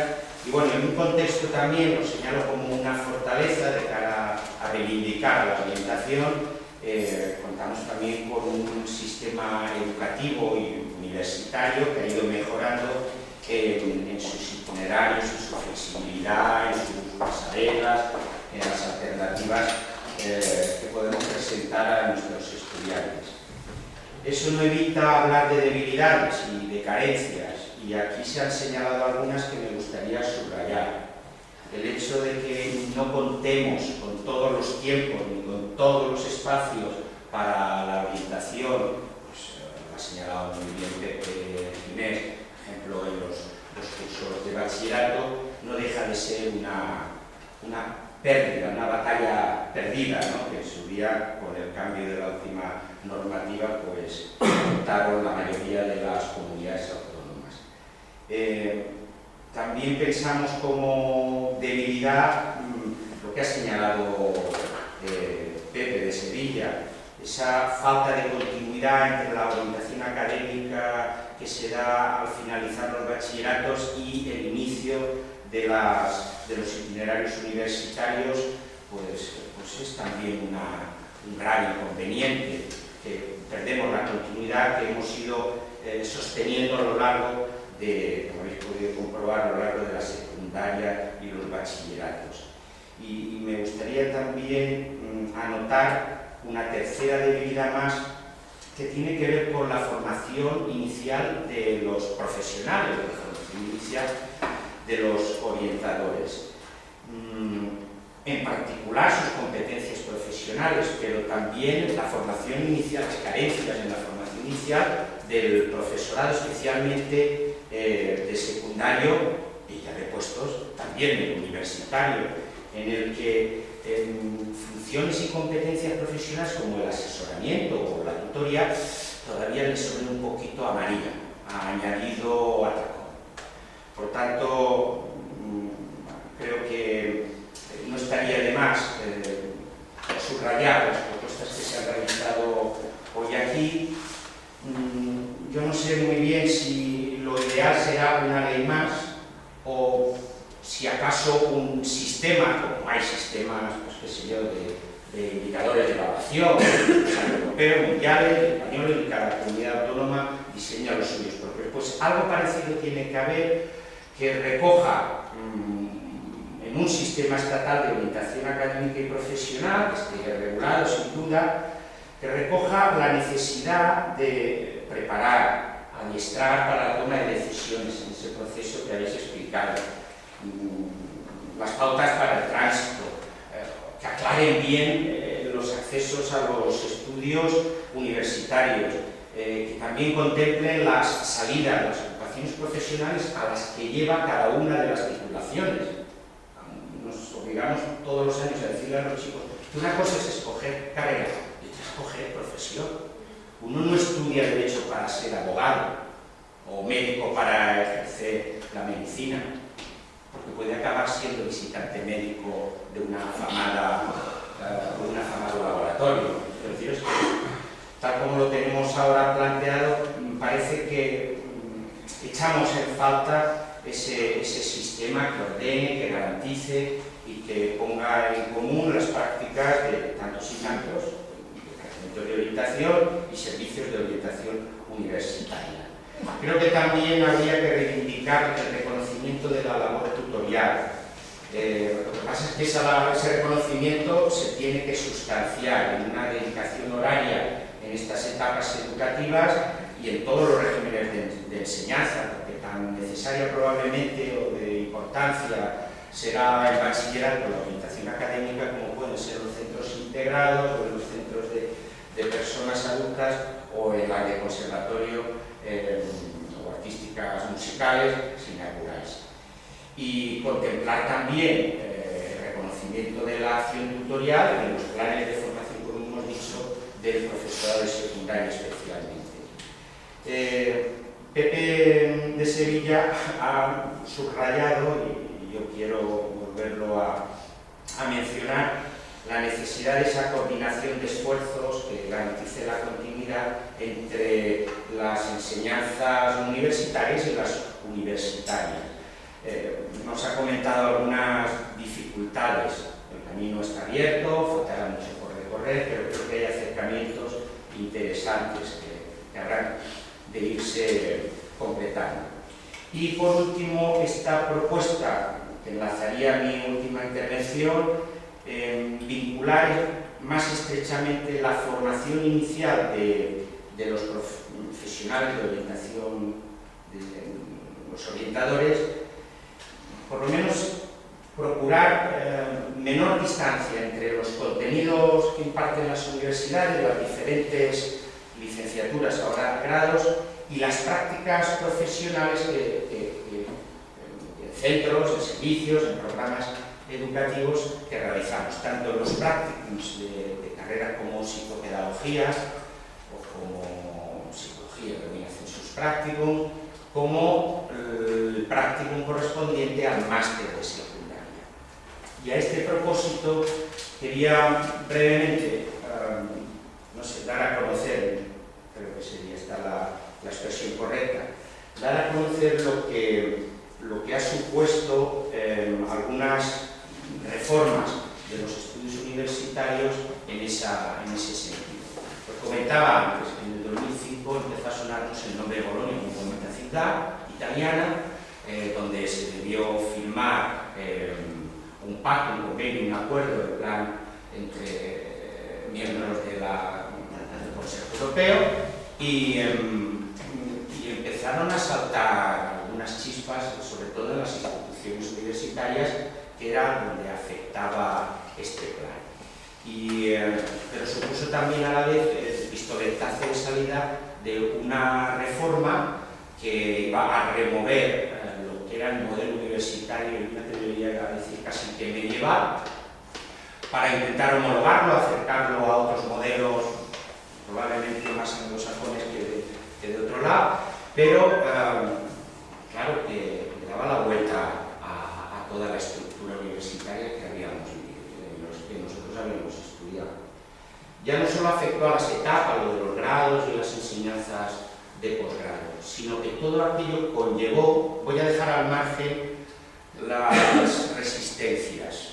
Acordaros también de la oposición que tuvo el mundo estudiantil, pero también, y por lo bajín de la expresión, el mundo docente de la universidad, que veían amenazados a veces hasta sus propios puestos y carreras profesionales. Pues bien, no solo supuso un cambio en la estructuración de los estudios, sino que conllevó algo que a los orientadores nos tiene que llamar la atención, que es la regulación del ejercicio profesional del profesor de secundaria, y en especial también el de orientador, por cuanto que somos de ese cuerpo o ese nivel docente.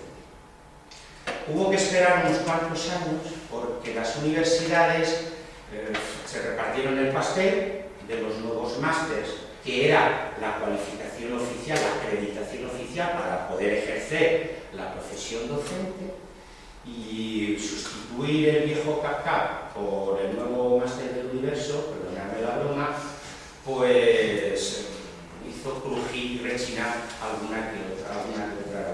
Pero en todo caso salimos ganando, mayoritariamente, hasta donde yo sé, en fin, dieron una duración de un curso la mayoría de las universidades que propusieron a la negra la aprobación de sus planes.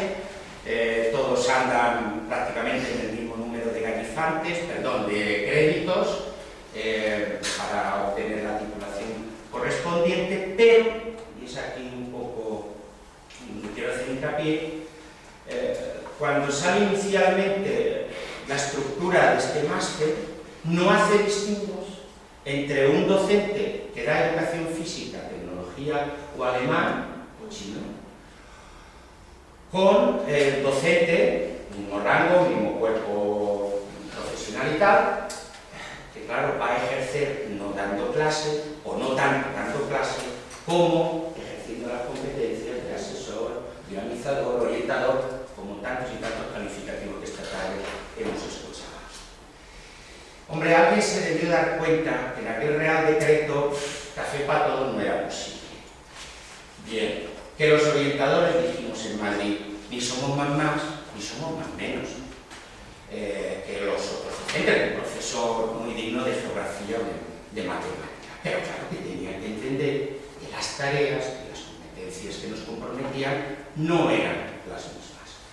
Tardamos unos añitos y prácticamente antes de ayer, el año pasado, surge efectivamente una modificación en los planes de estudio del máster que van a consistir fundamentalmente en reconocer la especificidad de nuestro ejercicio profesional.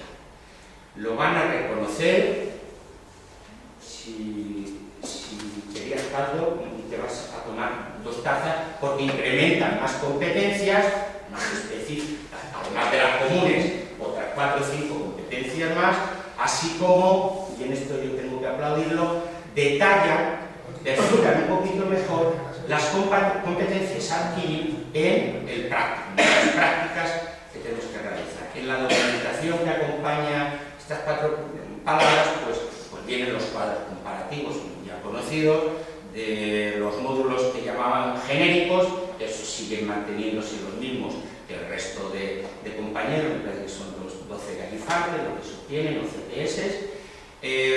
Pero en cambio en los módulos específicos ya nos separamos de la didáctica, que me dirá que didáctica debemos aprender nosotros, porque la orientación no es que sea precisamente una materia ni en primaria ni en secundaria, y por tanto incorporan otras asignaturas, en definitiva son asignaturas en esos módulos específicos, y cargan las tintas, aunque tiene la misma duración, para el práctico.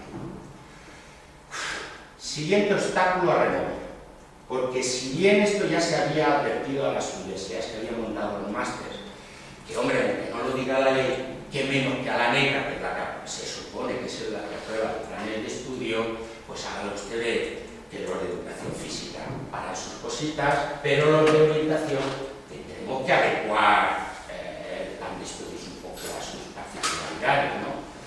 Nos hacen oídos sordos, en buena parte de las universidades.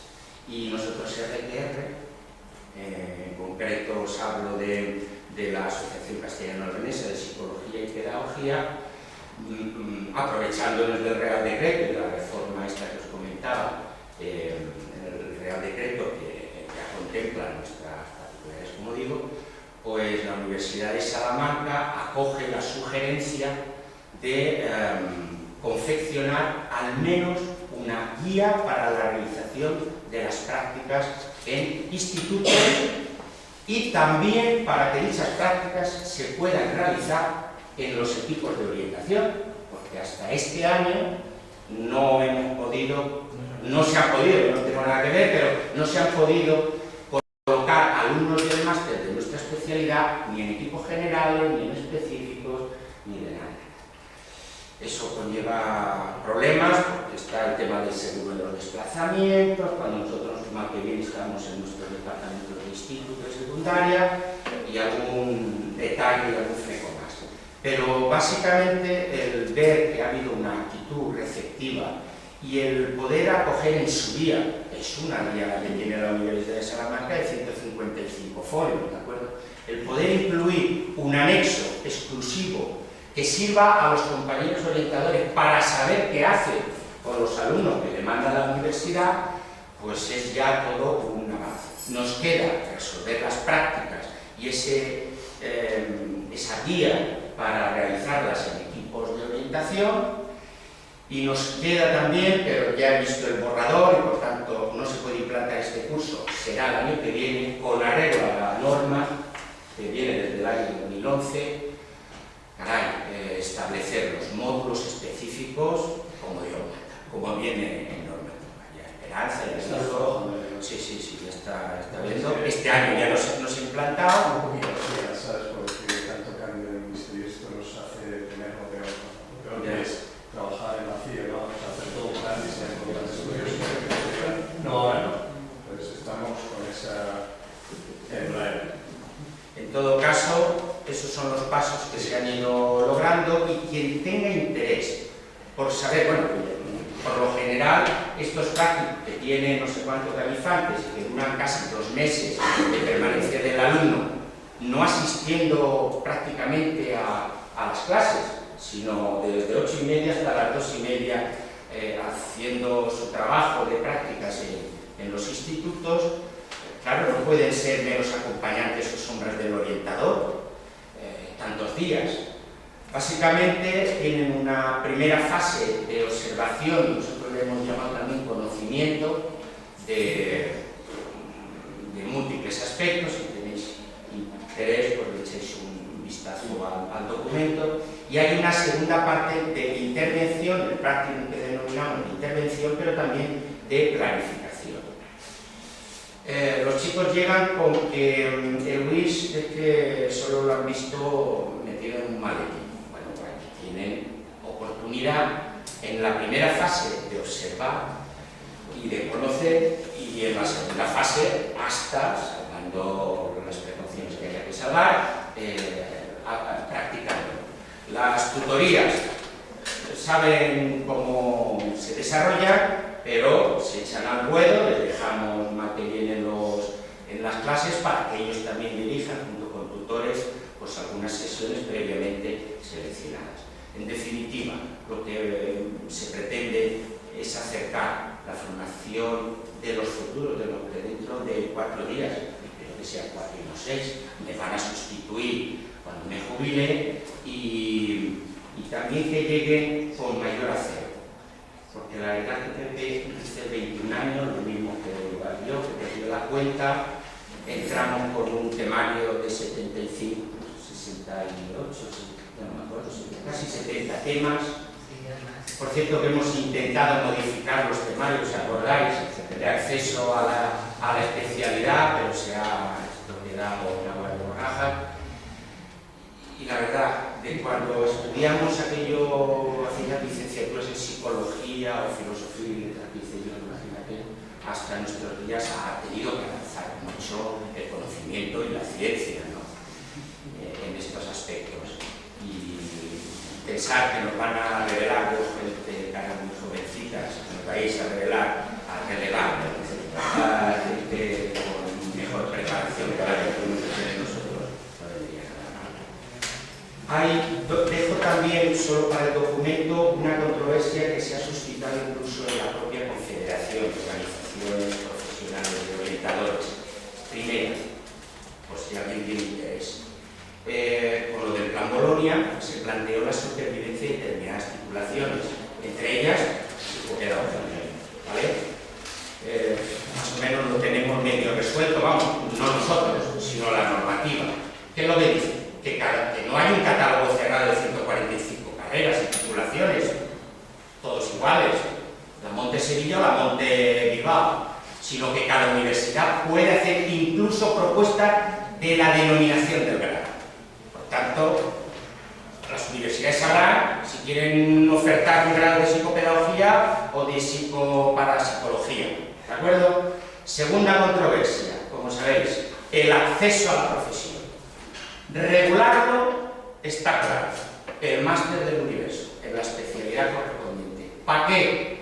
Para ejercer tanto en la privada como en la pública, de orientador educativo, por un igual. Bueno, luego hay alguna convalidación que no viene al cuento. La diferencia está en que, si quieres ejercer donde tu tía monja, perdón, en un colegio concertado, ahí sí que el decreto, claro, nada, esto se hace pesadito y también no quiero abusar. Digo que si se quiere ejercer en la privada concertada, se tiene, además del máster, que acompañar una de las 3 titulaciones clásicas, o licenciado, grado en psicología, pedagogía o psicopedagogía. En cambio, para poder echar los papeles a las oposiciones y ejercer en la pública, solo puedes tener cualquier grado de licenciatura que sea en medicina, con tal de que tengas el máster, ¿vale? Y apoyarte los 70 temas. Por tanto, del mismo modo también un psicólogo, un pedagogo, un psicopedagogo se puede presentar a las de física y química, pero se puede si ha hecho el máster. ¿De acuerdo? Bien, quien quiera profundizar en esta controversia, invito a leer un par de párrafos y, bueno, alguna idea aportaremos. Por lo demás, son las 8 y me he comido la intervención de los correspondientes invitados, a los que tengáis ganitas y podamos quedarnos el ratito que queráis. Pero antes, no es lo que estáis pensando, antes de acabar hay que recordar, bueno, me lo llegas a pasar esto, lo digo al principio, antes de acabar hay que recordar la cena del Congreso, la que tiene su peso. Restaurante Reserva 11, Plaza del Siglo, a las 10:30, 35 euros de la hora. ¿De acuerdo? Yo ya cumplí. ¿Os apetece hacer alguna aportación o algún comentario? Por favor. Yo tengo por alusiones, Pablo. No, me gustaría aquí públicamente reconocer la labor de la asociación nuestra de la Asociación de Orientación. Muchas gracias. Te debo un café. La enorme disposición que ha tenido en concreto, también pues porque en la universidad nos hemos encontrado pues, que las asociaciones necesitan la ayuda de profesionales que realmente se encuentran. Inconveniente, bueno, pues al principio el máster del universo. Oh, qué bien, vamos a poder hacer una formación de profesional guay, ¿no? Pensábamos en ello, todos implicadísimos, y cuando llega la versión de orientación nos dedicamos a una orientación y decimos, por Dios, nos hemos clavado, vamos a estar aquí, ¿no? Totalmente. Vamos a pasar de tener licenciados con una especialización mejor, peor, pero al menos unos cuantos años, a gente que en un año tenemos que formarle con calzador. Y además con unas materias que no nos corresponden. Yo ahora mismo estoy en una materia que se llama didáctica. ¿Que es didáctica? No, que hicimos, evidentemente, pues me acomodo un poco mi proyecto, porque considero que es importante dedicar al asesoramiento, al diseño de programas, y de lo que conformamos en casa. Y oye, pues estamos trabajando en cambiar esto y hacerlo de otra manera. Sigo muy preocupado porque al final vamos a tener unos cuantos profesionales que para mí es escaso un año de formación y es muy escaso de práctica. Y bueno, en todos los casos, pues contar con gente como vosotros que nos abrís la puerta de vuestras prácticas y todas estas cosas, pues es genial. Oye, muchísimas gracias porque os estáis contando cosas realmente muy buenas para los que están trabajando en la formación de gente como vosotros. Y esto Y lo que necesitéis, es cualquier cosa por correo, lo mandamos lo que sea. Que tú estabas, compañera, estabas haciendo fotos, estabas haciendo fotos al juego y te lo mandamos. Pero el documento lo dispone el Congreso, ¿no? ¿No? Sí. Pues hablo con Teresa y le digo que sí, nos dan siempre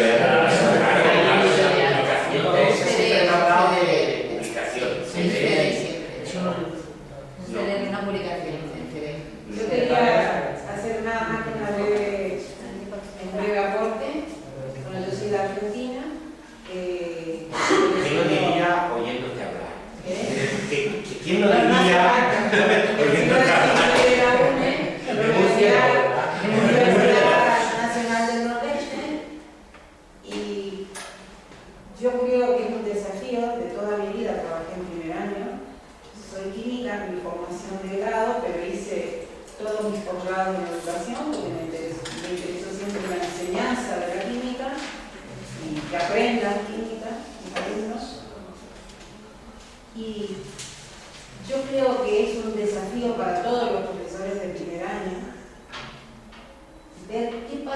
por qué el fracaso, el desgranamiento, que va más allá de que sea nota de corte, de que sean carreras pagas. Nosotros tenemos ingreso imperfecto en la mayoría de las carreras y universidades públicas. Porque en las privadas En las pagamos privadas, a Pedro Canta. no, claro. pero se paga, no son gratuitas. Pero no hay universidad, Hay libertad, más digamos. facilidad para ellas. Hay libertad en el sentido este, ¿no? Allá se ven los exámenes de ingreso en la Facultad de Medicina, generalmente disfrazados como una materia introductoria, pero es el curso de ingreso. Y tenemos índices de deserción del 40%. Y ahí no hubo un ingreso marcado por una prueba de acceso a la universidad con nota de corte. ¿Y qué pasó? Nuestro justificativo es, claro, como no les cuesta nada, se pasean por vallas que no les sale nada.